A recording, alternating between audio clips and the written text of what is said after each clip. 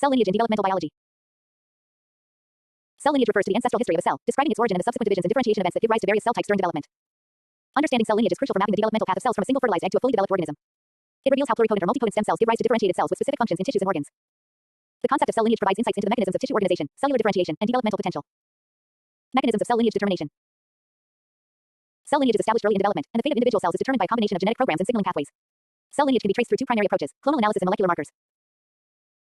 Clonal analysis. This method involves tracking the progeny of a single ancestor cell as it divides and differentiates into multiple cell types. By marking a single cell with a distinctive label, like a dye or genetic marker, researchers can trace the subsequent divisions of that cell and determine which types of cells descend from it. This technique has been extensively used in organisms like C. elegans, Drosophila, and Xenopus to map the entire developmental process from zygote to adult form. The lineage of cells in these organisms can be determined with great precision, allowing scientists to understand the developmental roles of various cell types. Molecular markers and tracing techniques. In addition to traditional clonal analysis, modern techniques like fluorescent proteins and genetic reporters have allowed for more precise and dynamic tracking of cell lineages. By expressing reporter genes such as GFP, green fluorescent protein, in specific cells, it is possible to visualize and trace the developmental trajectory of individual cells in living organisms. This has led to an in-depth understanding of how stem cells differentiate into specific cell types, such as in the development of the nervous system or the formation of various tissues in the body. Cell lineage in early development. In early development, the zygote undergoes a series of cleavage divisions, giving rise to a population of undifferentiated cells that eventually specialize into various lineages, such as ectoderm, mesoderm, and endoderm. These initial cell divisions are critical for determining the basic body plan of the organism. Cleavage and blastomere division. During early embryogenesis, the fertilized egg zygote undergoes meiotic divisions to form smaller cells known as blastomeres. These cells initially maintain totipotency, meaning they have the potential to develop into any cell type. However, as the divisions continue, some blastomeres become committed to specific lineages. For example, in mammalian development, the first few divisions do not immediately specify the fate of the cells. Instead, they remain pluripotent, with the ability to form a variety of cell types. Gastrulation and germ layer formation. During gastrulation, the developing embryo forms the three primary germ layers: ectoderm, mesoderm, and endoderm. These layers give rise to specific cell lineages that will differentiate into various tissue skins. The lineage of these germ layers is carefully regulated by a combination of signaling pathways, including WNT, BMP, and Notch signaling, which guide the cells toward their specific fates. Cell lineage and stem cells. Stem cells are central to the concept of cell lineage because they have the ability to give rise to many different cell types. The differentiation potential of stem cells is regulated by their lineage commitment, which is influenced by both intrinsic factors, such as the expression of specific transcription factors, and extrinsic factors, such as signals from the surrounding tissue. The differentiation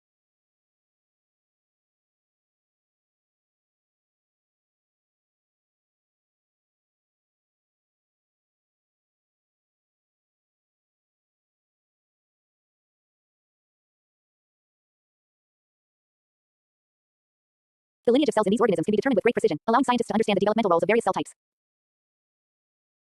Molecular markers and tracing techniques. In addition to traditional clonal analysis, modern techniques like fluorescent proteins and genetic reporters have allowed for more precise and dynamic tracking of cell lineages. By expressing reporter genes such as GFP, green fluorescent protein, in specific cells, it is possible to visualize and trace the developmental trajectory of individual cells in living organisms. This has led to an in-depth understanding of how stem cells differentiate into specific cell types, such as in the development of the nervous system or the formation of various tissues in the body. Cell lineage in early development. In early development, the zygote undergoes a series of cleavage divisions, giving rise to a population of undifferentiated cells that eventually specialize into various lineages, such as ectoderm, mesoderm, and endoderm.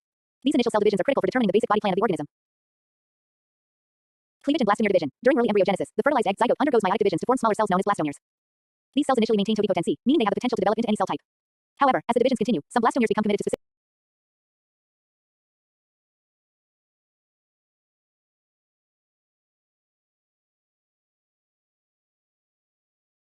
The lineage of cells in these organisms can be determined with great precision, allowing scientists to understand the developmental roles of various cell types. Molecular markers and tracing techniques. In addition to traditional clonal analysis, modern techniques like fluorescent proteins and genetic reporters have allowed for more precise and dynamic tracking of cell lineages. By expressing reporter genes such as GFP, green fluorescent protein, in specific cells, it is possible to visualize and trace the developmental trajectory of individual cells in living organisms. This has led to an in-depth understanding of how stem cells differentiate into specific cell types, such as in the development of the nervous system or the formation of various tissues in the body. Cell lineage in early development.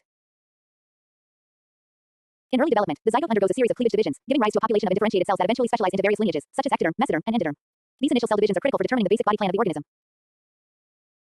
Cleavage and blastomere division. During early embryogenesis, the fertilized egg zygote undergoes meiotic divisions to form smaller cells known as blastomeres. These cells initially maintain totipotency, meaning they have the potential to develop into any cell type. However, as the divisions continue, some blastomeres become committed to specific lineages. For example, in mammalian development, the first few divisions do not immediately specify the fate of the cells. Instead, they remain pluripotent, with the ability to form a variety of cell types. Gastrulation and germ layer formation. During gastrulation, the developing embryo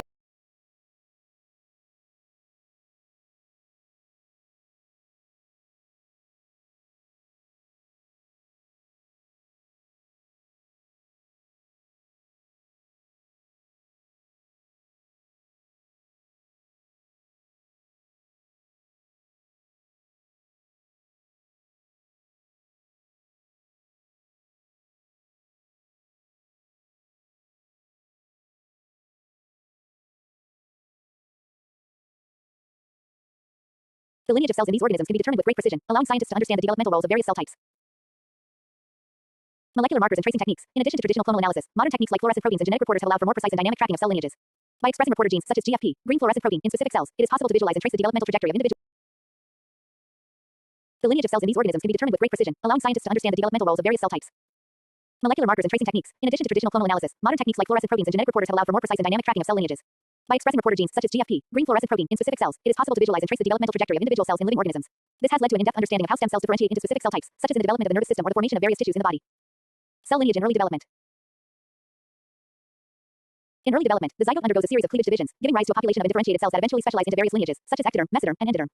These initial cell divisions are critical for determining the basic body plan of the organism. Cleavage and blastomere division. During early embryogenesis, the fertilized egg zygote undergoes meiotic divisions to form smaller cells known as blastomeres. These cells initially maintain totipotency, meaning they have the potential to develop into any cell type. However, as the divisions continue, some blastomeres become committed to specific lineages. For example, in mammalian development, the first few divisions do not immediately specify the fate of the cells.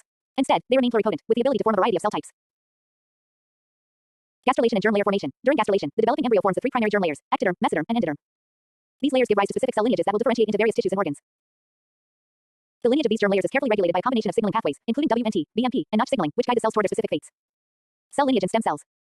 Stem cells are central to the concept of cell lineage because they have the ability to give rise to many different cell types.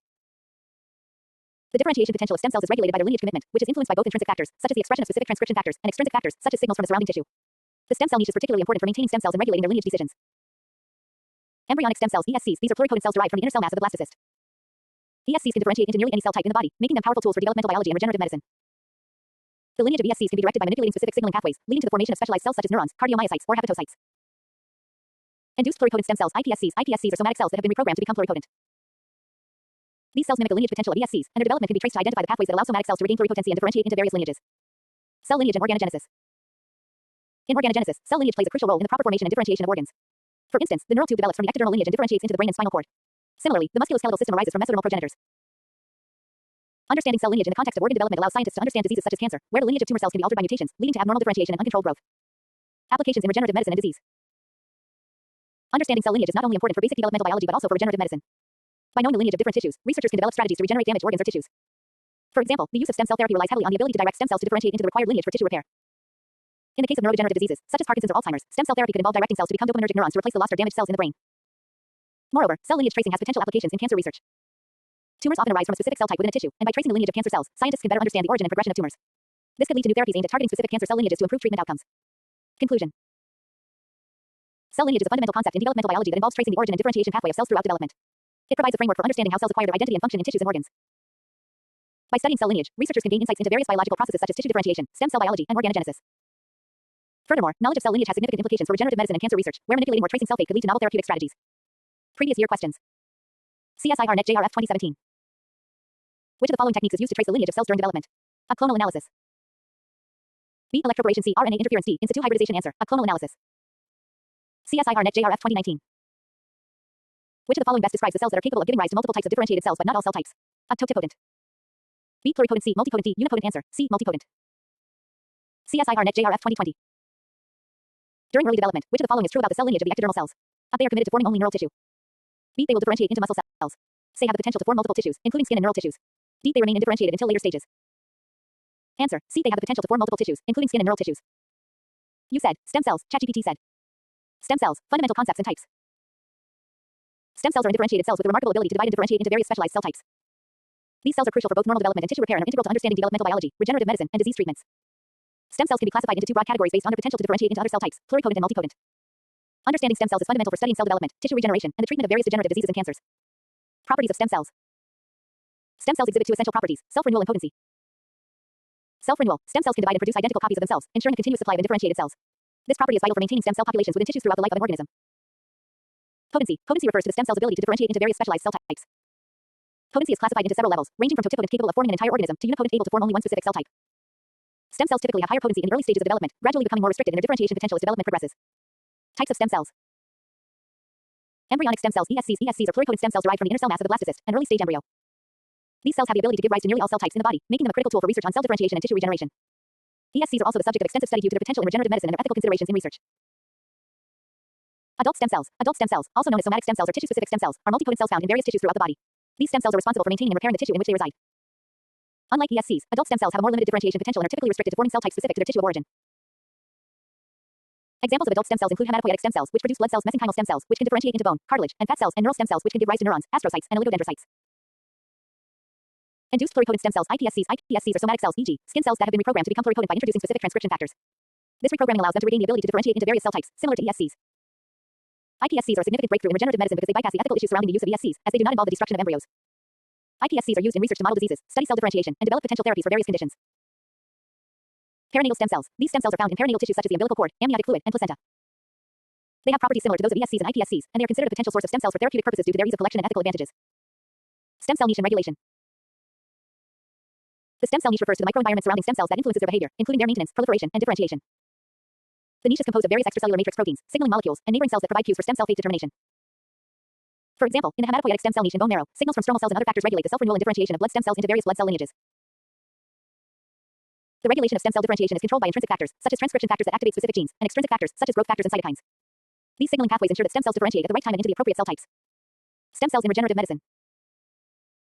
Stem cells hold immense potential for regenerative medicine, as they can be used to repair or replace damaged tissues and organs. The use of stem cells for tissue regeneration has been explored in various fields, including cardiology, neurology, orthopedics, and dermatology. Cardiac regeneration. Stem cells, particularly cardiomyocytes derived from stem cells, can be used to repair damaged heart tissue after a heart attack. Recent studies have shown promise in using iPSCs to generate heart muscle cells that can be transplanted into damaged areas of the heart. Neurodegenerative diseases. Stem cells have the potential to replace lost neurons in diseases such as Parkinson's disease, Alzheimer's disease, and amyotrophic lateral sclerosis (ALS). For instance, dopaminergic neurons derived from stem cells have been proposed as a therapeutic option for Parkinson's disease, where there is a degeneration of dopaminergic cells in the brain. Orthopedic applications. Mesenchymal stem cells (MSCs) have been widely studied for their ability to regenerate bone and cartilage. These cells can be used to treat bone fractures, joint injuries, and diseases like osteoarthritis, offering hope for patients with musculoskeletal disorders. Skin regeneration. Stem cells derived from the epidermis or hair follicles have been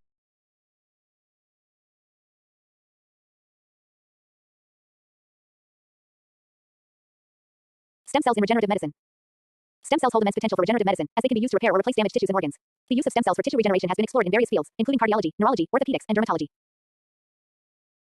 Cardiac regeneration. Stem cells, particularly cardiomyocytes derived from stem cells, can be used to repair damaged heart tissue after a heart attack. Recent studies have shown promise in using iPSCs to generate heart muscle cells that can be transplanted into damaged areas of the heart. Neurodegenerative diseases. Stem cells have the potential to replace lost neurons in diseases such as Parkinson's disease, Alzheimer's disease, and amyotrophic lateral sclerosis (ALS). For instance, dopaminergic neurons derived from stem cells have been proposed as a therapeutic option for Parkinson's disease, where there is a degeneration of dopaminergic cells in the brain. Orthopedic applications. Mesenchymal stem cells (MSCs) have been widely studied for their ability to regenerate bone and cartilage. These cells can be used to treat bone fractures, joint injuries, and diseases like osteoarthritis, offering hope for patients with musculoskeletal disorders. Skin regeneration. Stem cells derived from the epidermis or hair follicles have been used in burn treatment and to regenerate skin tissue. These cells can promote wound healing and may be used in future therapies to treat skin disorders and severe burns. Challenges in stem cell therapy. Despite the promise of stem cells in regenerative medicine, several challenges remain before the clinical application can be widely adopted. These include the risk of tumor formation due to uncontrolled differentiation, the difficulty in generating sufficient quantities of functional cells for therapeutic use, and the challenges of immune rejection when using allogeneic stem cells from a donor. Another significant challenge is the ethical issues surrounding the use of embryonic stem cells, as their extraction often involves the destruction of embryos. This has led to growing interest in iPSCs, which offer the potential for personalized medicine without the ethical concerns. Conclusion.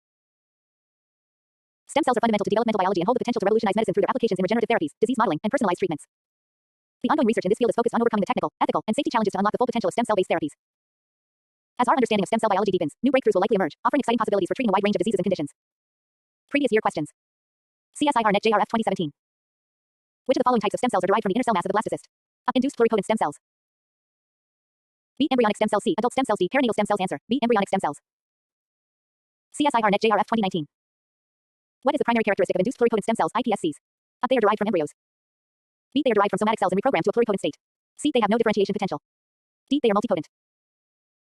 Answer. B. They are derived from somatic cells and reprogrammed to a pluripotent state. CSIR-NET JRF 2020. Which of the following stem cell types has the ability to differentiate into any cell type in the body? A. Pluripotent stem cells. B. Multipotent stem cells. C. Totipotent stem cells. D. Unipotent stem cells. Answer. A. Pluripotent stem cells. You said. Genomic equivalence. ChatGPT said. Genomic equivalence. Concept and significance in development.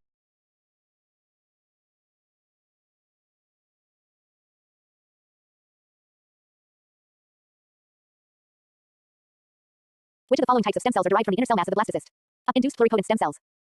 B. Embryonic stem cells. C. Adult stem cells. D. Perinatal stem cells. Answer. B. Embryonic stem cells. CSIR-NET JRF 2019. What is the primary characteristic of induced pluripotent stem cells, iPSCs? A. They are derived from embryos. B. They are derived from somatic cells and reprogrammed to a pluripotent state. C. They have no differentiation potential.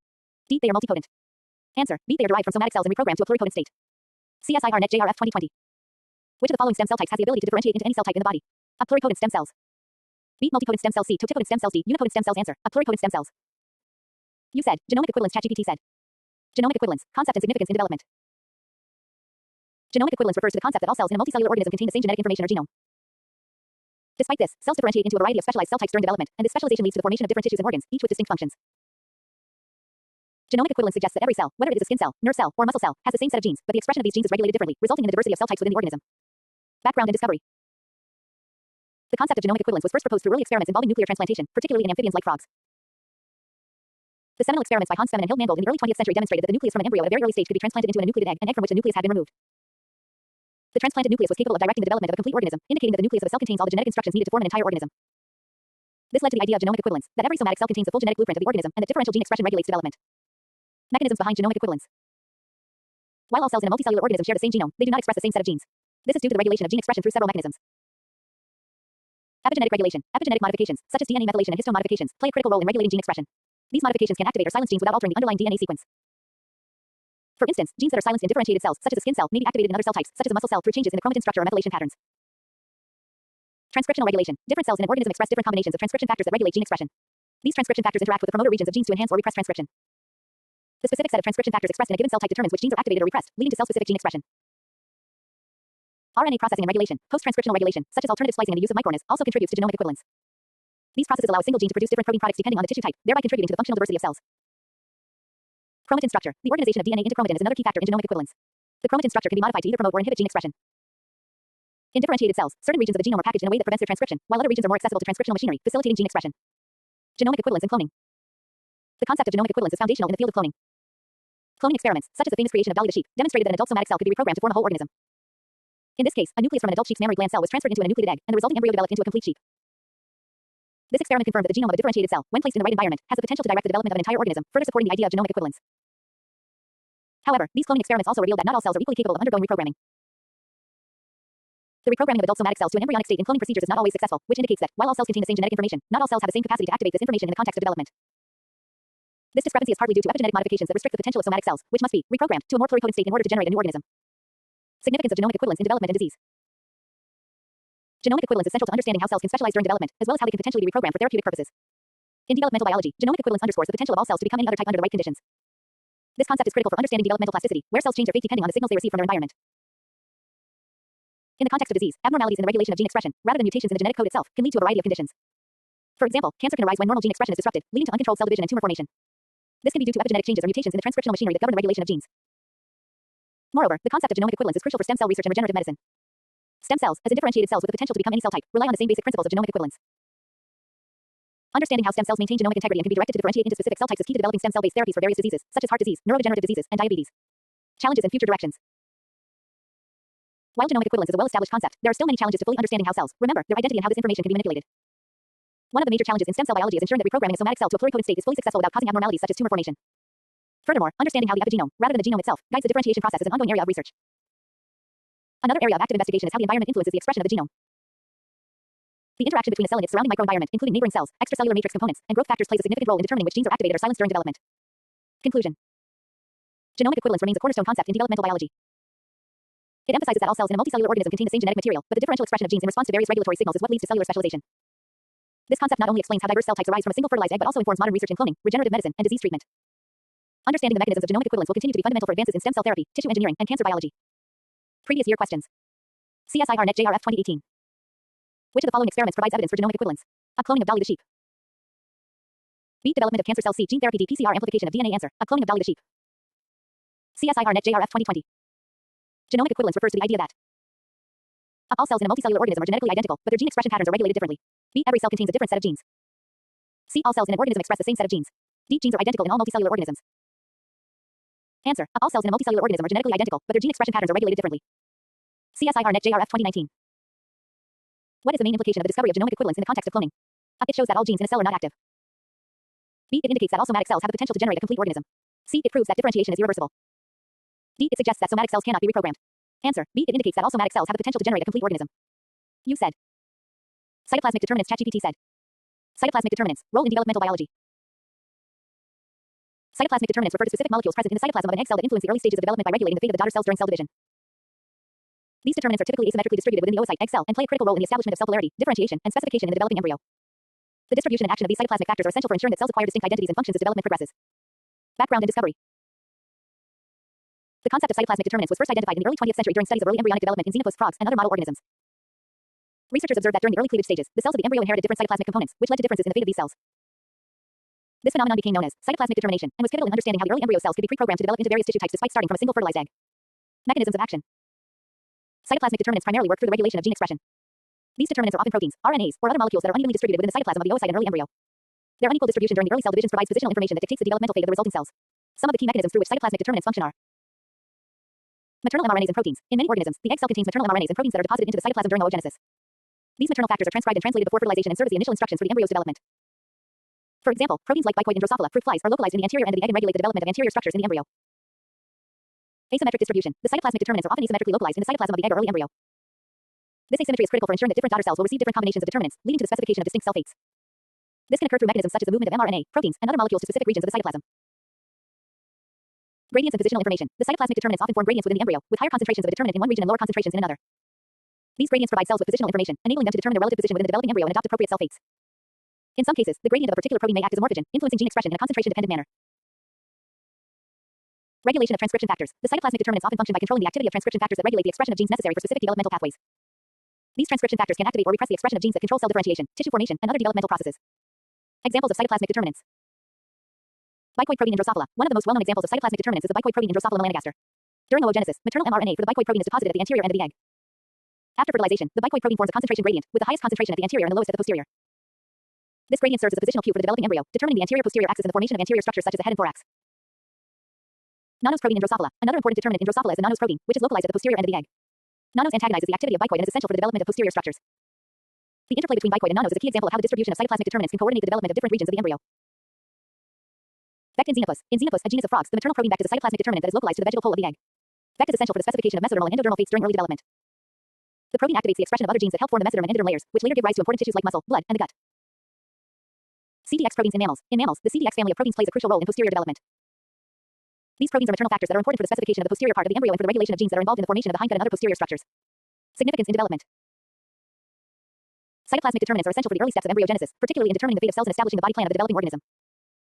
These determinants are responsible for establishing the anterior-posterior, dorsal-ventral, and left-right axes of the embryo, which are critical for the correct formation of tissues and organs. Moreover, cytoplasmic determinants are also involved in the regulation of pluripotency in stem cells. For example, in the early stages of development, stem cells are capable of differentiating into any type of cell. The presence or absence of specific cytoplasmic determinants can influence whether a cell will continue to divide and remain pluripotent or whether it will differentiate into a specific cell type. Clinical implications. Understanding cytoplasmic determinants has important implications for stem cell therapy and regenerative medicine. By controlling the distribution and activity of these determinants, it may be possible to direct stem cells to differentiate into specific cell types for therapeutic purposes, such as generating tissues for transplantation or treating degenerative diseases. Additionally, abnormal regulation of cytoplasmic determinants can lead to developmental disorders and diseases. For example, defects in the localization or function of bicoid and Drosophila can result in the failure to form anterior structures, which disrupts the normal development of the organism. Similar disruptions in the regulation of cytoplasmic determinants can contribute to human diseases, including cancer and birth defects. Conclusion. Cytoplasmic determinants are fundamental molecules that control the early stages of development by regulating gene expression and determining cell fate. Their asymmetric distribution and action provide positional information that is crucial for the formation of distinct cell types, tissues, and organs. By influencing developmental processes such as axis formation, differentiation, and pluripotency, these determinants ensure the proper development of an organism. As research progresses, a deeper understanding of cytoplasmic determinants will be essential for advancing stem cell therapies and treating developmental disorders and diseases. Previous year questions. CSIR Net JRF 2017. Which of the following proteins is a cytoplasmic determinant that regulates anterior-posterior patterning in Drosophila? A. Hox. B. Bicoid C. WNTD FGF. Answer. B. Bicoid. CSIR Net JRF 2019. In the context of Xenopus development, which of the following cytoplasmic determinants is essential for mesodermal and endodermal fate specification? A. Noggin. B. Bect C. FGFD TGF beta. Answer. B. Bect. CSIR Net JRF 2018. What is the primary role of cytoplasmic determinants in early embryonic development? A. To provide structural support to the cell. B. To regulate gene expression and determine cell fate. C. To assist in the development of the nervous system. D. To generate the body's axial structures. Answer. B. To regulate gene expression and determine cell fate. You said. Imprinting. ChatGPT said. Imprinting in developmental biology.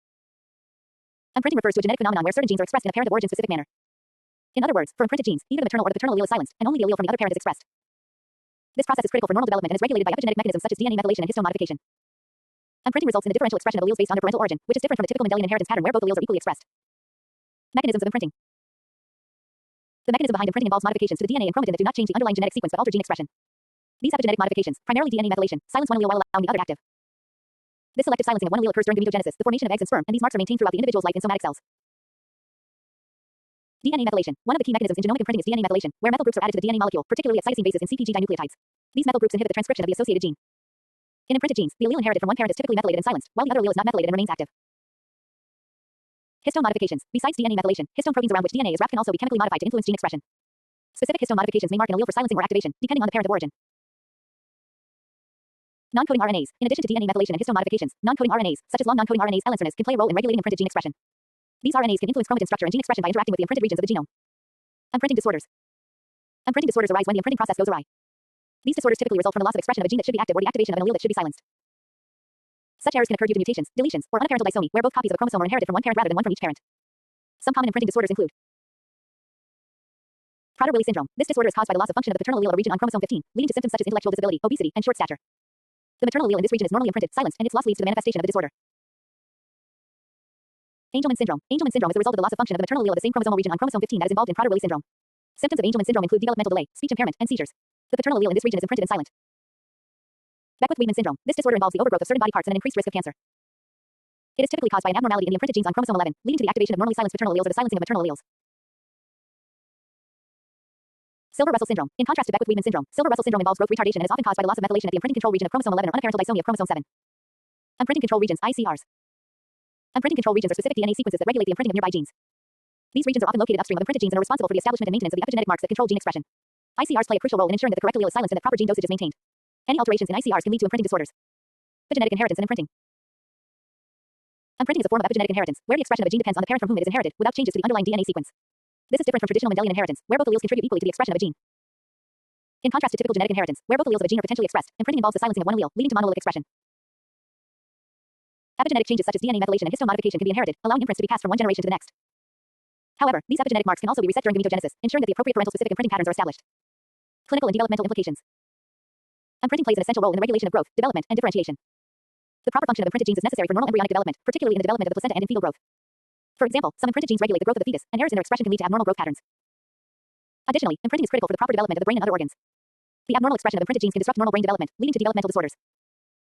Therefore, the understanding of imprinting mechanisms is crucial not only for understanding genetic diseases but also for unraveling complex biological processes related to growth, development, and disease. Conclusion. Imprinting is a fascinating genetic phenomenon that involves the selective expression of genes based on their parent of origin. This epigenetic regulation of gene expression has profound implications for development, and any disruptions in the imprinting process can lead to a variety of disorders. The study of imprinting is crucial for understanding developmental biology and the genetic basis of diseases such as Prader-Willi syndrome, Angelman syndrome, and Beckwith-Wiedemann syndrome. As research continues to uncover the complexities of epigenetic regulation, it may lead to new therapeutic approaches for treating imprinting disorders and improving our understanding of human development. Previous year questions. CSIR NET JRF 2017. Which of the following conditions is most commonly associated with a disruption in the imprinting of chromosome 15? A Prader-Willi syndrome.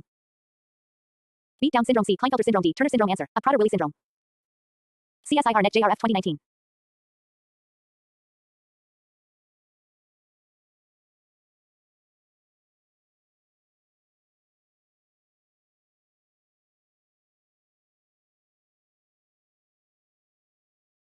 Imprinting disorders are typically caused by a mutation in the DNA sequence B, errors in the epigenetic regulation of gene expression C, changes in the ribosomal RNA D protein misfolding.